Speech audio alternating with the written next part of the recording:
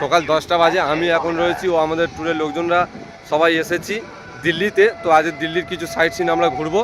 তো এখন আমরা এসেছি দিল্লির অক্ষয় ধামে স্বামীনারায়ণ মন্দিরে। তো ঠিক আমার পিছনে দেখতে পাচ্ছ স্বামীনারায়ণ মন্দির। তো কিন্তু একটাই প্রবলেম রয়েছে, আমি আর কিছুটা যেতে পারবো, তারপর মোবাইল জমা দিতে হবে। তো চলো কাছে গিয়ে কিছুটা গিয়ে তোমাদের স্বামীনারায়ণ মন্দির বাইরে থেকে দেখাচ্ছি।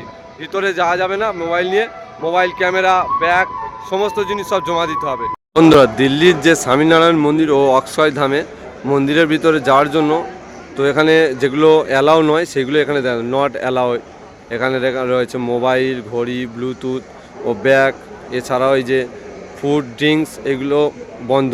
মোবাইল বা এইসব জিনিস নিয়ে মন্দিরের ভিতরে যাওয়া যাবে না। যেগুলো অ্যালাউ রয়েছে এখানে দেখো জলের চিহ্ন রয়েছে, ওয়াটার, তারপর হচ্ছে তোমার দুধ, মানি ব্যাগ, টাকা এইসব নেওয়া যাবে।